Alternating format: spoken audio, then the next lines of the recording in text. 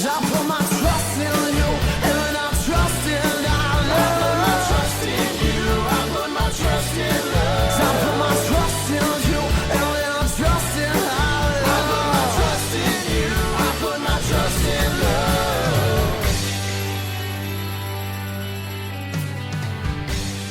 Hello, my name is Dane Miller. And I'm Niall Spain. And we're your sneaky links.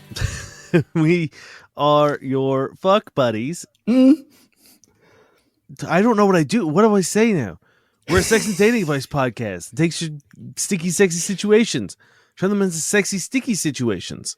Simply put, we're your sneaky links, and we answer questions on sex and dating that we find either roaming the wilds or from our sneaky little listeners. And that's you. Are you referring to the new Netflix show, Sneaky Links? It's a common phrase everyone uses, Dane. I mean, I do think it is a phrase, but is this I don't know what this show is about. I just laughed at the name when I saw it.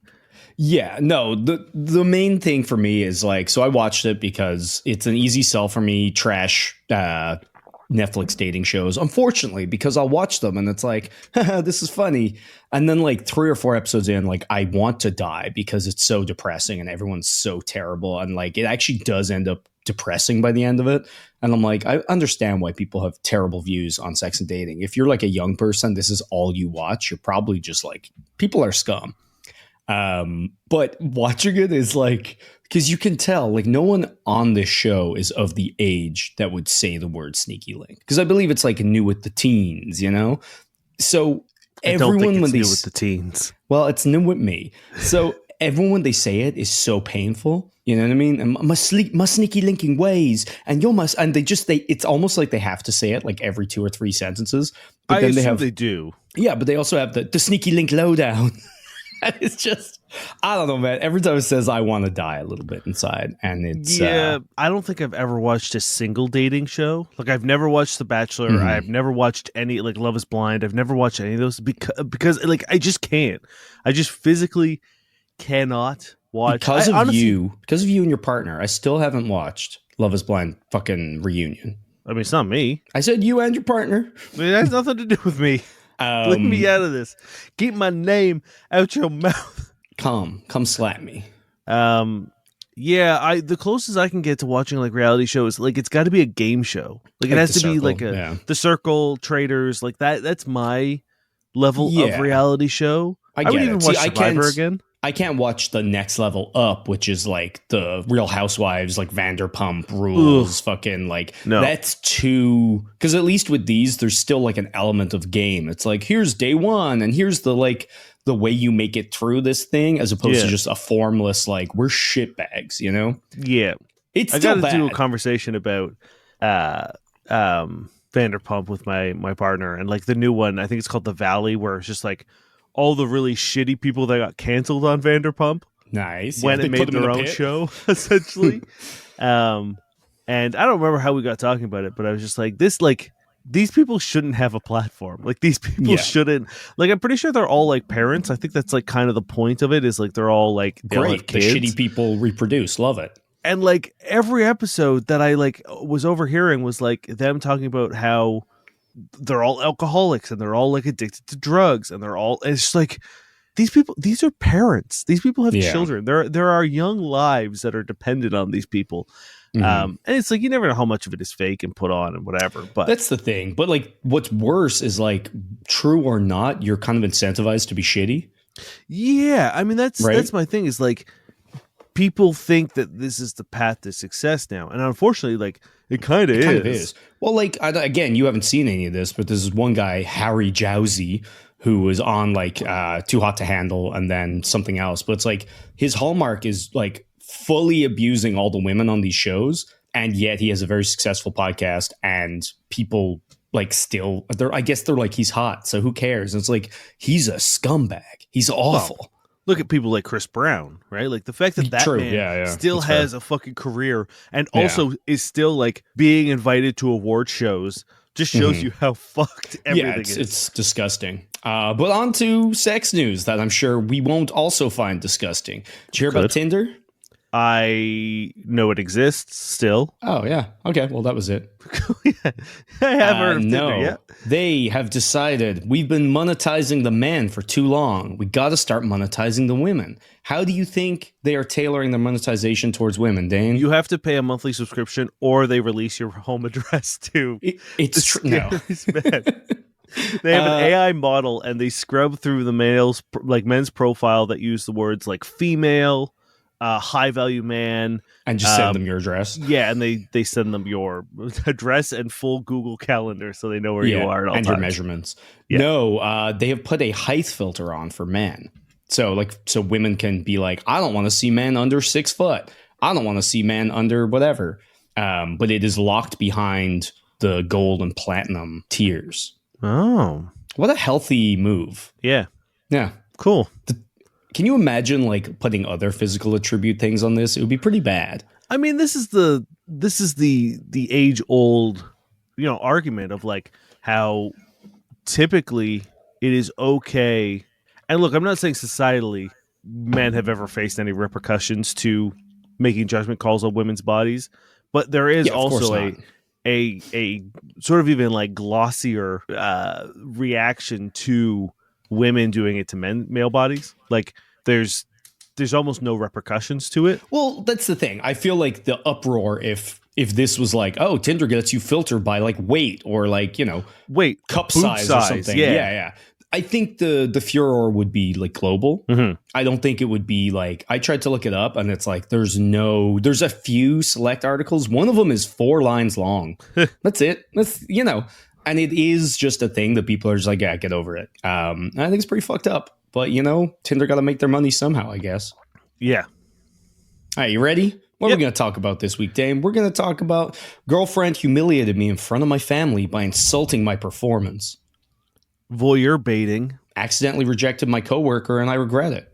And the loneliness epidemic. A juicy morsel. This is by Throwaway Comments. My girlfriend, female 28, humiliated me, male 28, in front of my family by insulting my performance. Is there any coming back from this? We've been together for 5 years. We have 2 small children under the age of 2. We've always been happy together, and I was thinking about proposing to her soon. However, after comments made about my performance in the bedroom, I am not too sure. For the weekend, we went to visit my family and have a barbecue. Mom had a nail appointment scheduled, and Ava mentioned how she misses getting a manicure every so often, but cannot justify spending $50 every 3 weeks, and that money could be put towards our children.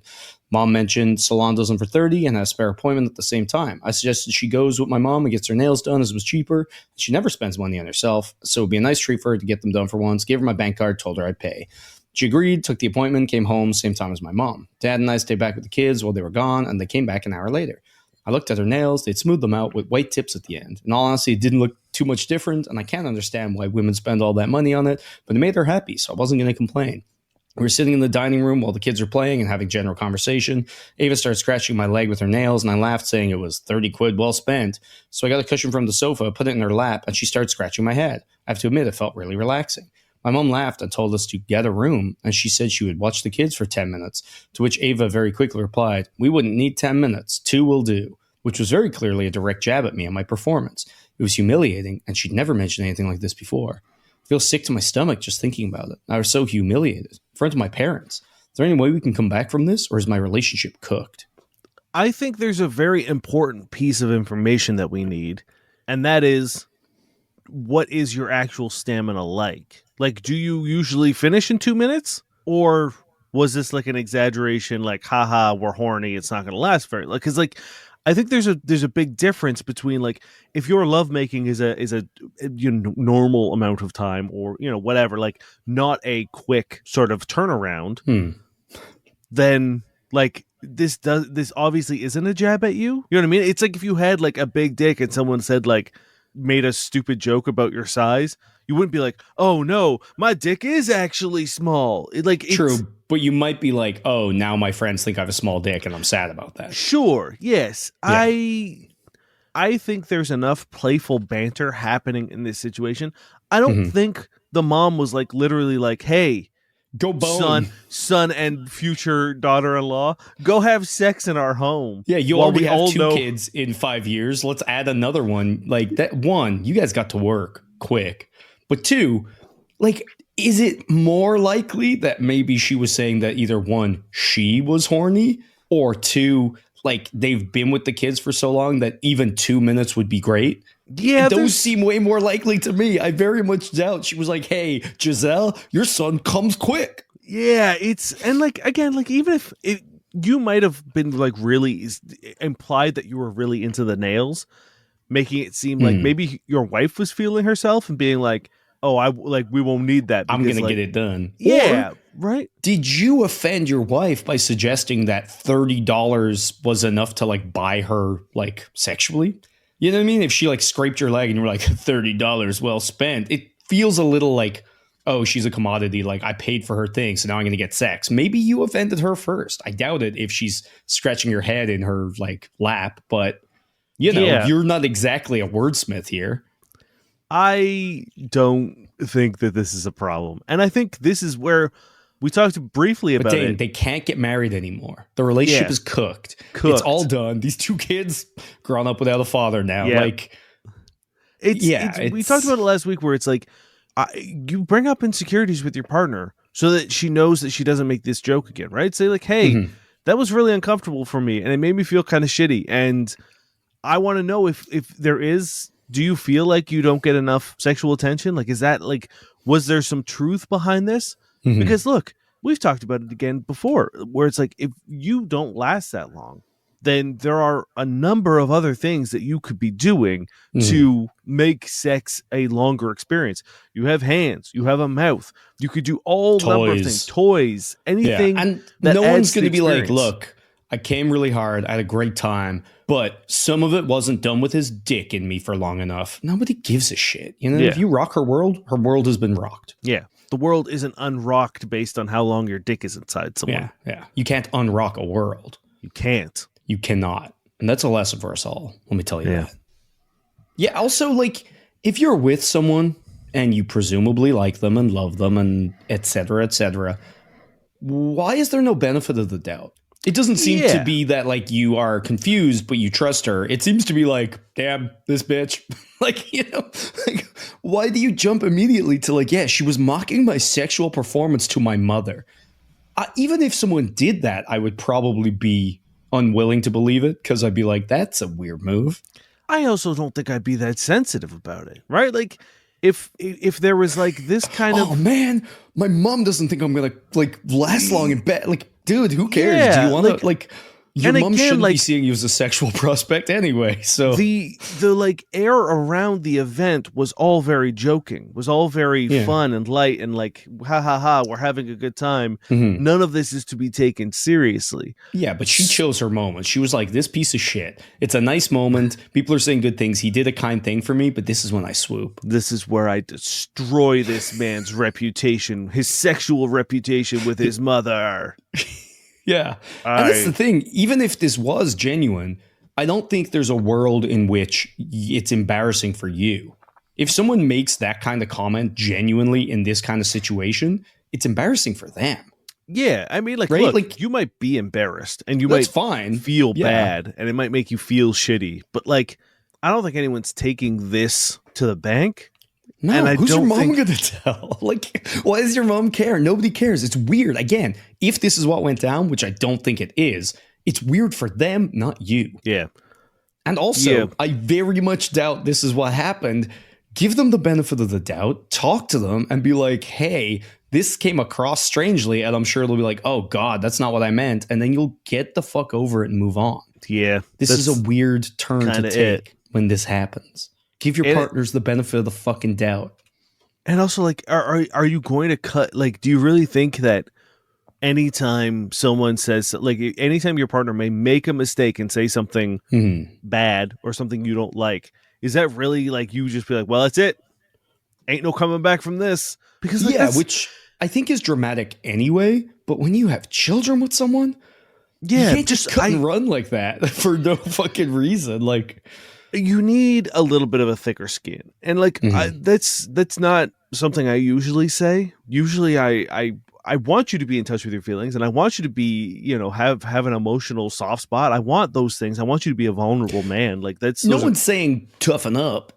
I guess, are we? I don't know. We're not saying it in a bad man way. We're saying it in a like, don't jump to crazy conclusions instantly Yeah. way. You know what I Yeah, mean? I think you need to understand like a little bit more context and like not spiral out of control the second that someone mentions anything to do with your sexual performance or your you know your virility as a man, and not be like, I've been offended on it, like a irreversible place that like we can never come back from. It's like it was a stupid joke at worst, and that like Yeah. I don't think your mom or your partner was actually trying to fucking dunk on you in front of your family. I think it Yeah. was like I said, like a joke that didn't land for you. Now, what if she was? What if she was? Then we go back to the conversation of being like, hey, that was uncomfortable for me. I didn't like it. Was there truth to that? Like, are you unsatisfied? Because if you are, let me know. Don't air it out in front of my fucking family so that we Yeah, can I will solve it. These are say- easy solutions. It's not it doesn't necessarily matter whether it's true in terms of what's done. It matters whether it's true in terms of like, we should communicate better, and that's not the fucking forum for that. But like, it's not like she gets away with it if it is true.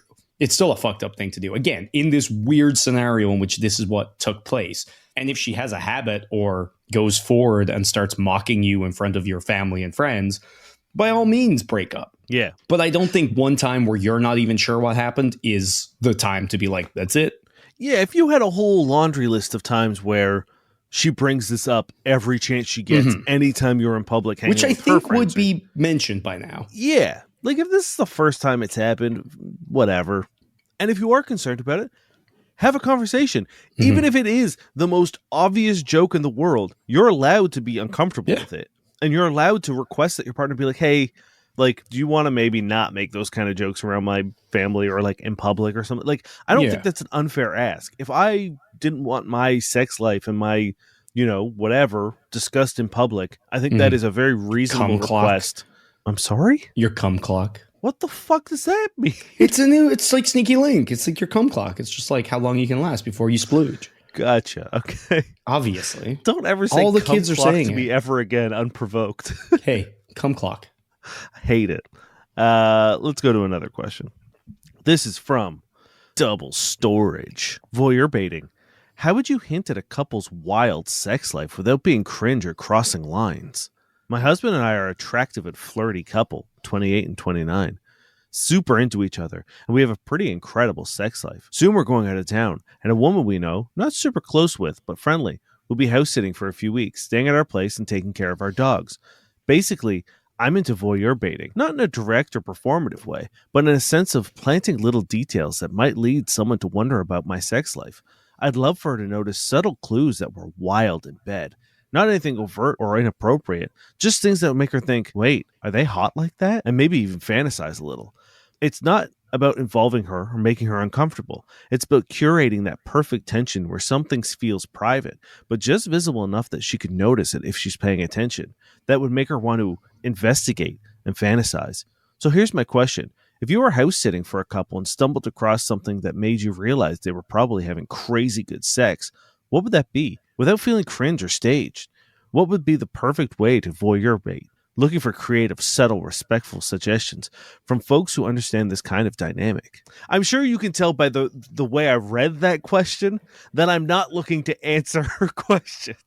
It's so funny because it is cringe, it is performative, and you are involving her against her will. Because the worst part of this person is either hired by you or doing you a favor. Do you a bit of massive both. favor. Bit of both, maybe. And you're like, I want to be fucking weird about it. Like, I just want to get real fucking weird. No. Leave this poor woman alone. Also, is it wrong that I assume you're not having great sex just based on the tone of this question? Like, we're so hot and we have great sex. It's like, do you?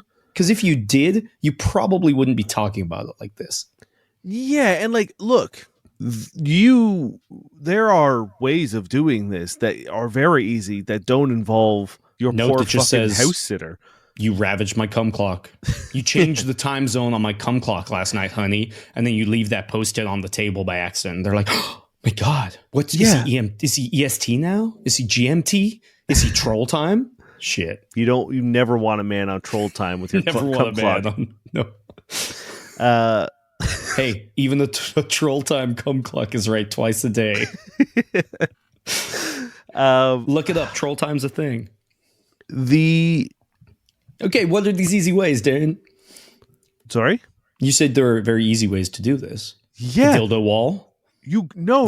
harness Sorry, wall? I'm saying there's an easy way to satisfy this kink without subjecting the person who's doing you an incredible favor while you're on vacation, and that is things like you can post online, and you know what I mean. Like you can post little pictures that don't have your faces or anything, but like, you know, I don't know, fucking all lubed up dildo or something. You can go to sex clubs, and there's almost always every sex club I've been into has a voyeur like wall a viewing room. Like or a voyeur like something where it's like it's a double-sided mirror or whatever you want. So like, and the cool thing about both of those examples is that the people seeing it are people who have gone looking for it and are consenting, as opposed to you like Saw torturing this woman and like, you solved my puzzle, and it's like, you solved my sex puzzle. Now you know that I take it in the ass. It's like, I don't want to know that. I want to know what they think is this really good, crazy sex, because again, I have my doubts. So the thing is like, crazy good, incredible, world-shattering sex is very different to everyone, right? Like for me, the only way that I would be able to leave remnants of how good the sex is like a Velcro wall condom, like on the wall or on the ground or somewhere. On the wall? Well, you know, stick it on somewhere. The Velcro wall? You're doing both? Sorry, was I not meant to tell people about your Velcro wall fetish? I mean, that's not a sex thing. That's a mental health thing. I've seen you with the Velcro wall, Dane. I like to just get put up there and just left. Sometimes we put them up for editing breaks. We just stick them to the wall and leave them there. It's like Velcro crucifixion. Velcrucifixion. I stuck for your sins. Well, end the episode. That's not getting better than that. It's like, it's so weird. Like other than like, what are you gonna do? Like leave like handcuffs lying around? Yeah, which again, it's gonna be like, okay. Yeah, it's like, cool. This is the lamest shit. I feel like half of the things you could leave around are going to be way too tame, and the other half are going to be not. Like, I don't think there's anything that's perfectly in like, territory. Yeah, like you'd have to leave like lingerie, like a really nice set of lingerie somewhere. Boring. Right? It is boring, but it's like you could be like, oh, well, at least she wears sexy clothes, and then like, I guess potentially if she thinks you're attractive, she might imagine you in it. If you're actually having this freaky, crazy good sex, you have this hidden dungeon behind the bookcase. So you just need to set a timer on the release so that when she's minding the place, the door goes and opens up, and then all that like 50 Shades of Grey music, like I see red, plays, and then she looks in and like the lights go on and there's fog and like all your crazy things are in there, and then your little like sex room dungeon butler's like, oh sorry miss, and he closes it, and then you're like, she got a glimpse, but then he weren't supposed to see this. Yeah, Mortimer can come out after and just give her some aftercare, make sure she's cool with it. Leave your 50 Shades of Grey contract on the table. I don't know. Yeah, I don't know why this. Did you ever play? I believe it was Tomb Raider 2. Tomb Raider, where he'd follow you around and with the tray, and you walk into him and he'd like fart. Yeah, and like if you were really good, you could lure him into the fridge and lock him in it. there. Yeah. Yes. Why do we all know this? Why did we all do this? Because there wasn't much going on back then. That was our TikTok. Yeah, harassing the lowly rendered butler. What was his name? Tomb Raider 2. I don't know if he ever had one, to be honest. I'm gonna look this up. You keep talking. I'm sure you probably can look it up. It was so, I don't even know what that was, just like the lobby screen, right? Like what the fuck was the point of that level? It was like her home, like mansion. Yeah. Thing. I believe there were like secrets and shit you could do. Yeah, I know there was like a hedge maze. This has nothing to do with anything. Before being officially named Winston, fans affectionately called him Jeeves, and it was later incorporated into his real name, Winston Jeeves. Didn't you call your butler Winston? Wasn't that what you just called? No, I called him Mortimer. Because it was a joke about the butler from My Fault, the movie we reviewed on Patreon. Yeah, hey, let me tell you, that did not retain any space in this old brain up here. There's very little remaining memory up there, and I was not reserving any of it for My Fault, except for the, kiss me like I'm 19 or whatever. Or Kiss Me Till I'm No, 18. I'm not 18, so kiss me till I am or something. I would like to suggest the perfect, like I've done gone and solved it, right? Instead of being a freak, instead of leaving stuff out, instead of leaving a trail, blah, blah, blah, you leave nothing, no trail. You clean the ever-loving shit out of your home to the point where they arrive and they go, something's not right. It's too clean. It's too clean. What are they hiding? And the thing is, they've done a murder 50% here. chance they think you've done a murder there, right? But they get the luminol out. They do a little blood spatter analysis. You ain't got nothing. Or you spell out, we do good sex in blood. So they go, you got me. Well, does it also pick up cum? Because maybe you just jizz everywhere. No, that's just black lights, not luminol. I have no idea. Yeah. I think you use a black light to pick up luminol. I don't know. It was a funny joke, and you really kind of like took it down a level by trying to. I don't think you can ever make a joke worse by saying adding cum into the equation. Blood's classy, bud. That's all I'm I've saying. played Imagine if Jackbox. vampires just sucked cum. They wouldn't be. Twilight would be terrible.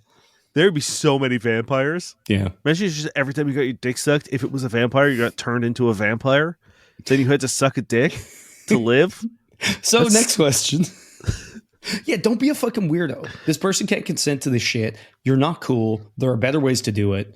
Or just clean the living shit out of your home. Yeah, leave your poor fucking dog walker alone. Like, Yeah. This is by Sumya Ben. I, 25-year-old female, accidentally rejected my coworker / friend, 29-year-old male, and I regret it. I just moved to the city and was honestly very grateful to have found a friend. We started getting close. He became my work best friend, having lunch and breaks together. Then he started offering me to come to concerts, movies, etc. with his friends. And the whole time it was quite friendly, like I never got the vibe he was interested. We would even ride together sometimes and start going for runs. We started sending each other reels or videos, staying in touch throughout the day. Then he started coming over to my place because we were watching White Lotus together since we both liked it before. So we thought, oh, let's watch it together. But throughout all this, he never alluded to anything romantic, never touched me or flirted, introduced me to other people saying, here's my friend. For my job, I often stay late, set things up for the next day. He started gradually offering more and more to stay and help me, even though our other coworkers would go for drinks. So he'd leave himself out of things to help me. That's when I started getting the vibe. At some point, I even broke down to him about how hard moving away from my family was. Told him how guilty I felt leaving my parents, missing valuable time with them, and how guilty I was leaving my 11-year-old sister and missing milestones. I'm the oldest sister, if you couldn't tell, lol. He was understanding, really talked me through and helped me. And the other day, he was helping me set up a conference room, and I said, why are you doing this? Like, why you are in no way obligated to do this. It has nothing to do with your job at all. He kind of started opening the floodgates and said, well, when you like someone, you do things for them. And I was like, what? What do you mean? He said, well, in case you couldn't tell, I have feelings for you. And I was baffled. I asked him since when. He said, well, since the moment I saw you, which puzzled me more. Like, why not ask me out from the start? He said, I guess I wanted to know you first. And then he said, well, do you want to go on a real date? And I kind of freaked out. My fear of commitment kicked in, and I reactively declined the date and said, I don't think it's a good idea. Got really scared and anxious. I've always fled when something's about to come real. Then he just shut down and was awkward and silent until we left. Well, biggest regret ever since then, he hasn't engaged with me. It's been 2 days, he's avoiding me hard. No text, no eye contact. Couldn't even find him at lunch. When I finally went up to him and said, what about the date? He said, never mind, don't worry about it, and walked away. Did I miss my shot? Would he want me to push more about it? Because now I've processed it and thought about what we could be. I'm into it. If I'm honest, I always thought he was a great guy and exactly what I needed because he's more chill, soft-spoken type. And I love that because I grew up with a very fiery dad with an extremely short fuse. I always dreamed of finding someone more on my wavelength. I mean, there's a reason we worked so well as friends, but I didn't think he'd see me like that. Didn't even let myself go there. I think I hurt his feelings by rejecting his date, even though I didn't mean to. Do I still have a chance to fix this, or does it seem like I've put him off being with me? It's always interesting when a question answers their question in the question, in the sense of like, you gave us the spiel, the rom-com running through the airport, stopping them before they get on a bus, whatever. Like you said, it was like you got scared. It freaked you out. You have a fear of commitment. There's all these things, but it's like you realize that you blew your chance. You realize like how good it could be, and you realize that you do like this guy. And it was just sort of like it took you back. Tell him that. Yeah. And be like, hey, I'm really sorry. You caught me off guard and I kind of freaked out. And you know, you're a really good friend, and you had me at good morning. And I was just kind of like worried that like if I fuck it up, then I don't have you, but like I want you, and you know what I mean. Like it's very easy to, but like playing a passive position now isn't going to work. You made the mistake. And again, I'm not saying that turning someone down is a mistake. If you actually didn't want to pursue a romantic relationship with them, you did the right thing. But you do want to. You realize that you made a mistake. It's now your job to fix it. Yeah, you waiting around hoping that he ignored the thing that you said is bad, because if he does, do you want to date this guy? Yeah. But it's also, and this is kind of a contentious point for me, do we love how he reacted when she turned him down? Look, I'm not saying that it was a perfect reaction, but it is kind of awkward to be like, pour your heart out, and then someone was like, no. So like, I get like kind of being weird and awkward and like maybe taking a break from it, because it's not like he... The thing for me is like, I worry that he like, there's the whole like friend thing and doing all these stuff for people. And it feels a little like manipulative and performative, especially to just withdraw all of that the second, you know what I mean? I think if this was a nice person, you know, you get turned down, it sucks. And I again, this is why I'm kind of contentious about this, because I fully support like taking time and having breaks, especially like if you're in a relationship and it ends, taking time to like distance yourself so that maybe you can be friends. But this wasn't a relationship, you know what I mean? So it's like, if you get turned down, I think you should have the decency to make eye contact and be nice, you know what I mean? And the fact that he can't do that and is avoiding you that thoroughly is a little of a red flag for me. I wish it was a little longer, because it was what, 2 days? I think a sting can. I think you can be a little embarrassed at work of being like, and like for all we know, maybe he doesn't want to make it uncomfortable for her, right? Like maybe there's I think 2 days is too short of a time frame. Like if she was like, oh, this happened 2 months ago, and he refuses to acknowledge my existence, then like I would agree with you. But I think 2 days is long. Like, I'm saying it's raising my hackles, but I'm not lunging for his throat. Yeah, I'm a wolf now, by the way. I don't know. Yeah, now just such as alpha. Turned into a wolf. Yeah. But there's a new thing they discovered. It was me, Sigma wolf. Oh, yeah. It's the wolf that kills the alpha. Yeah. He's like the bigger boss, obviously. Yeah, he's the one at the front of the pack. Because we learned that the alpha's at the back of the pack. Right? So that who's at the front? Handle. The Sigma. We can't. No, I can't. I'm sorry. This is going to be one of those things like the guy who made up alpha wolves and then was like regretting it massively. In like a year, I'm like, guys, please stop with the Sigma wolf shit. I'm not even a scientist. Yeah. So look, it's balls in your court. You are now in charge of this. If you want to fix it and you do want to go on a date with this dude, you need to make that clear, and you need to explain where you came from and why you said no.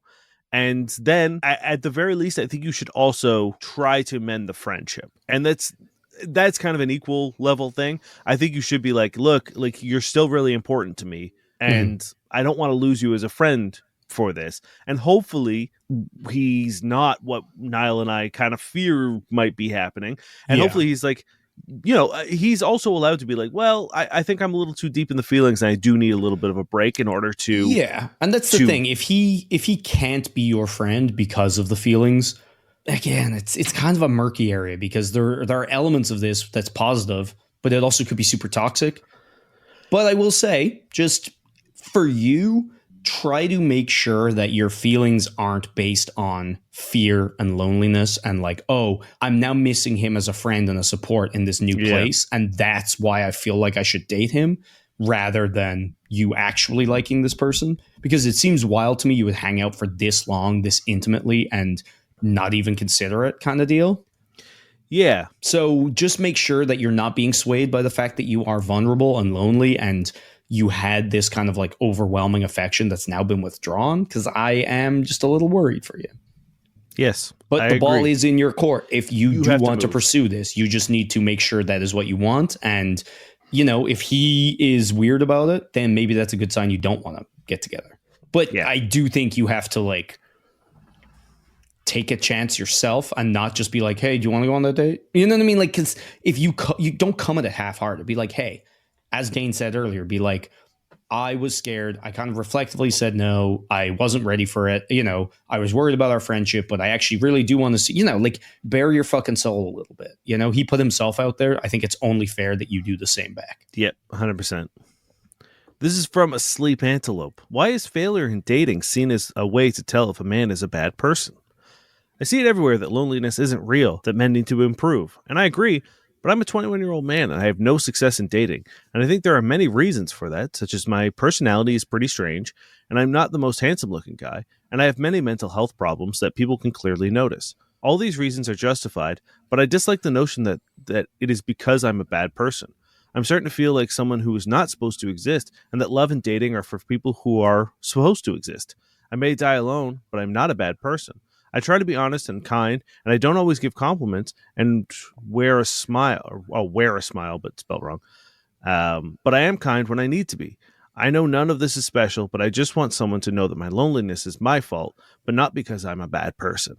I will hang a lantern really quickly on the kind when I need to be is a weird thing, because if you need to be, is it kindness? You know what I mean? Maybe it's just weird phrasing, but it sounds like you're picking and choosing when to be kind, which I don't think is kindness. But anyway. Based on the spelling, I feel like perhaps English is not their first language, or they might not have the best like grammar. Sure. So this is and it's a thing I definitely had to get out of my head. And I think a lot of men need to get out of their head is like, if someone's talking about men in general and you get really offended and go, but that's nothing to do with me. It's like, I get it. You see a thing, you go, I'm man and I don't like that. And then you just take it personally and miss the point.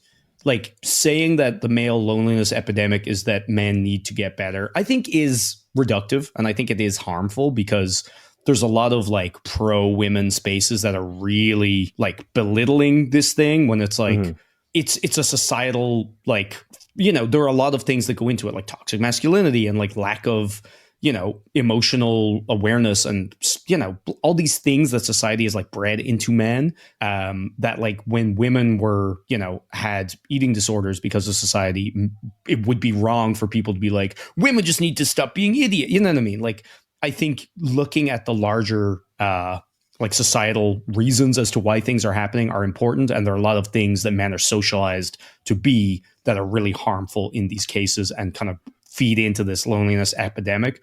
But I think a lot of it is like typically male approaches are not attractive. You know what I mean? Like I'm the man, I'm in control. Fuck, it sucks. You know what I mean? Oh, you're a woman, you should do this. Like a lot of the things surrounding the manosphere and like, you know, conservatism and like wanting control over women's bodies and lives and like all these typically male things are shit. They are bad. And why would women want that? And we've gotten to a point in society where like women are able to have jobs, credit cards, shit that they didn't, you know, like not too long ago, a lot of these things were unavailable for women. So we've reached the point where women have the freedom to choose and men in large part are not like good choices.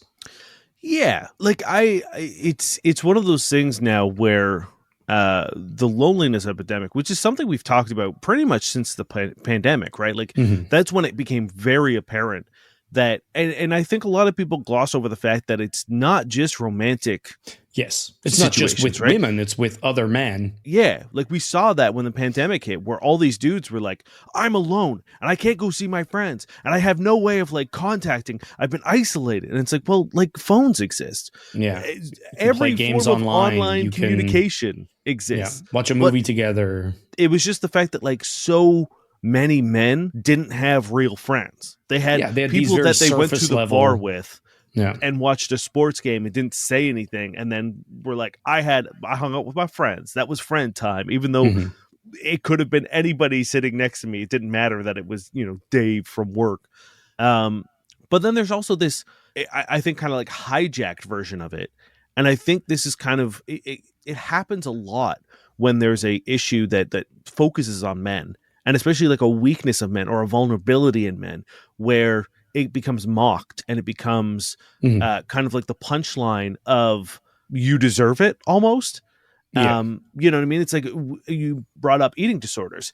When that was happening, like how many Dove campaigns do we have about like, you know, loving your body? How many campaigns do we have about like you're beautiful the way you are? But men are like 75% of men will have an eating disorder in their life. And we don't talk about that. That's just no, because again, men should suck it up, right?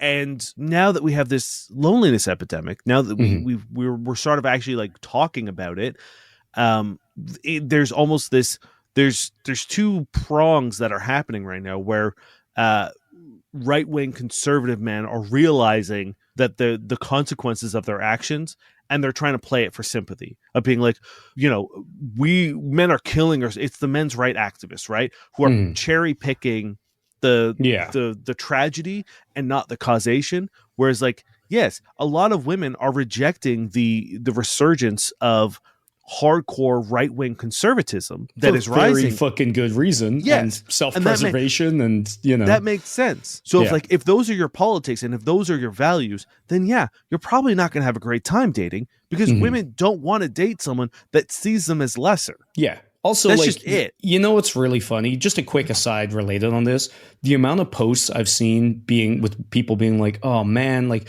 really sucks. I like met this girl, or like I joined this group, and then like they all found out I'm conservative, and like why can't they just see past that and be my friend?" But you never see like the other side of it, being like, all these conservatives, I really want to hang out, because you don't want to fucking spend time with conservatives, but conservatives really want to spend time and date liberals. It's very interesting. But sorry, go ahead. Basically, like, on the line of what you're saying, I hate that these shitty men are taking a real problem and making it worse by ignoring the causes and just trying to, like, as you said, farm sympathy. And I hate that a lot of women or people on the opposite side of the issue are, again, raising good points in terms of, like, some of it is self-inflicted. A lot of it is because a lot of male views, and for example, as we were just talking about, like conservatism and like alt-right fucking bullshit, is super detrimental, and it is a choice that you're making, and it is you putting yourself in this lonely box by being a shithead. But it then also like mocks real issues and like kind of becomes this attack rather than, any way to aid the thing. So it's frustrating, because I get where the women are coming from in this situation, but it's like they're turning it into this really aggressive thing that like can screw over progress. And then the men are raising good points, but then they're poisoning the well by being assholes. And it's like, I mean, it's the problem with every time that men raise issues in terms of like their mental health and their safety and whatever, where it doesn't get taken seriously. It gets mocked by the sort of like the zeitgeist. And all that does is it pushes the people who are suffering into it into spaces that do validate them, which is almost always right wing. It's your Jordan Petersons, it's your Andrew Tates, it's your Elon Musks, it's your Joe Rogans, and it's these like shitty dudes who will be like, you're not the problem. And so, of course, we're seeing a rise in this because we're not treating the disease. We're mocking it, and it makes people feel like shit. And the people who aren't making them feel like shit are dangerous. So and they're taking advantage of them. Yes. So it's like, who are you going to side with? The person who's laughing at you, or for sure, the person who's saying the wrong things but sounds right? Right? Like the person who is saying like, yes, the lonely epidemic like does exist. What you're feeling is real, but here's it's the not your real fault. It's their fault. Here's the cause of it. It's like, they're going to go with them. They're not going to take the side of the person laughing at them. No one would. No one's going to take the side of when they're hurt and feeling alone to go onto the people who are mocking them.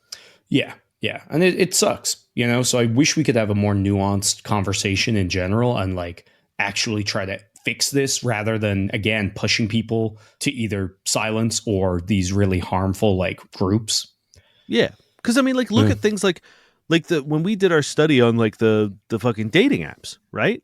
Like, you think that's not contributing to male loneliness? The fact that like men have to shell out $45 a month on a dating app to even be considered, just to get like the proper usage of it. Like, yeah, that's gonna whittle away down the average dude's confidence, and he's gonna feel lonely. He's gonna feel hopeless, and like, when you feel again, like that, you do stupid things. Who are they confiding in when this happens? No one, because men have been raised poorly to not have friends, to not have emotional outputs, to be seen as weak if they express emotions or vulnerabilities or whatever. Like it's behaviors we've all had to unlearn growing up, and it's like not everybody gets there just kind of like organically, right? And it's not just like you're right. Yes, those all happen.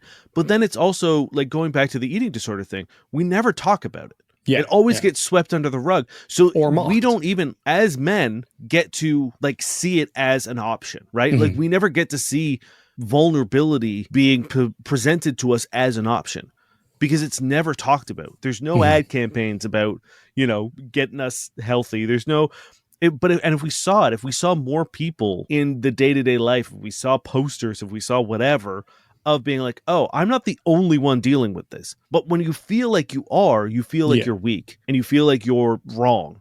So you don't say anything about it. You don't bring it up because you're like, well, no one else is dealing with it. Everyone else is fine. And that's the problem, right? That's the core issue with the modern man is that we are so isolated in our struggles and our problems that everyone thinks they're an island, right? So we don't see that there is an island full of people who have eating disorders. We don't see that there's a full island of people who have, anxiety or depression or whatever.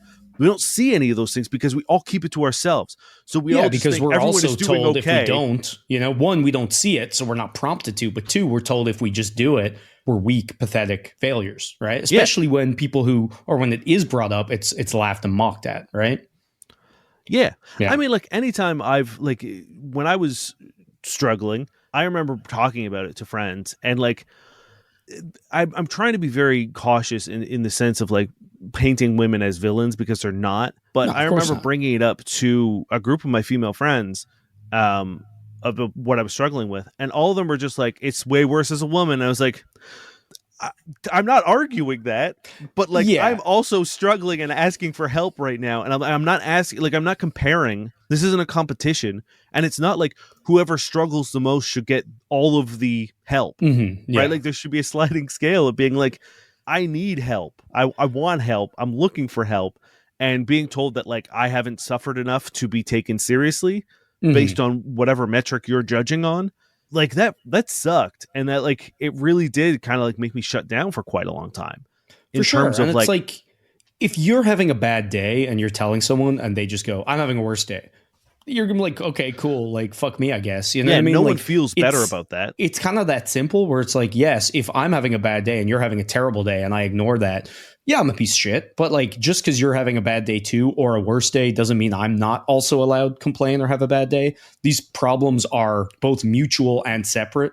So either way, it's a good thing to focus on it to help. And you're right. It's anyone who hears this and thinks that we're lessening women's problems is a dumbass, because again, you can point out problems and it's not that by definition, because I'm raising this, I'm belittling. Like, we talk about women's problems all the time and they should be talked about all the time. Men's just should also be. I mean, that's kind of it, right? Like the biggest problem that we've had is that we treat these as like us, them, of like, we can only fix one. That's what the rich want. Well, I mean, yeah, like, for real. Like that's it, right? Like the best, like the divisions of like when people were all pissed off about Black Lives Matter, and it's like, well, saying that doesn't discount anything else, right? Like, like you can say Blue Lives Matter. Like, what do you fucking? No one's like, just fuck off. Yeah. So it's something that I think, and I think the problem that we're dealing with now is that we have undermined the sort of like core struggles that the average dude goes through, that it is so easy to radicalize them to right-wing horrible fucking ideologies. And because the worst thing is, the more people in those radical ideologies, it gives credence to like, you're doing this to yourself, you're scumbags. And it's like, well, fuck yeah. But now we're in a vicious spiral where the more people that do that, the more ammunition the people mocking it have, which leads more people. And it's like, yeah, if you're a right-wing fuckhead, yeah, of course you're doing this to yourself, but it's not as simple as that. Yeah. So to answer this person's question, you are correct. Just because you have a hard time dating doesn't make you a bad person. And I'm sorry that you feel that way, and you shouldn't feel that way. Yeah. I think there are things that you can reflect on. I think there are things that you could probably avoid in terms of like, maybe get off online dating, if you know what I mean, or find a more stable online dating platform that isn't the apps that require you to pay in order to be seen. But if it's not serving you, if it's making you sad, get off it. Yeah. Yeah, and the other thing than is, that- like, if someone makes a grand statement, you know what I mean? Like, oh, all men suck. And you get offended. And it's like, well, think about, like, a lot of men do suck. You know what I mean? A lot of a woman's experience on a day-to-day basis is being catcalled and being treated poorly. So it's like, if you know you don't suck and you see this, have the wherewithal to understand where they're coming from. And yes, generalizations aren't great, but you don't have to take it personally. And it doesn't mean that you suck. You know what I mean? And also, like, do what we did, and maybe not at the level that we've done. Like, you don't have to start a podcast. yeah, we don't need more competition. But like, when you hear these complaints, when you hear what women are saying, or when you hear what any marginalized group is saying, and you realize that, like, oh, they're not talking about me because they're saying the things that I already do, and Yes. the problems that they are raising are ones I'm already aware of, then that's your job to amplify their voices. That's your job now to when you see a dude being shitty at a bar or whatever, intervene. You don't have to do it in a heroic fucking like standoff, but like just get in between someone if they're being weird. Like, I do it all the time on the subway where I silently, like, if a dude's being weird with a woman, I'll literally just go and stand in front of them. You know what I mean? With my back to them, and I just stand in between them. And 9 times out of 10, like, once that eye contact is broken or they've realized that someone is paying attention, they fuck off. Yeah, because they're cowards. I don't say and anything. it doesn't even, you don't even have to do big dramatic shit. Like, even just on a day-to-day basis, if a friend makes a comment, you can just be like, really? Yes. Call it can your be friends. Yeah, it can be small, and it's like when people learn that's not okay, good. It can be amplifying good podcasts, perhaps. Yeah. So the onus now is where you feel, as Niall said, like when you get to that point of like being like, oh, they're not talking about me.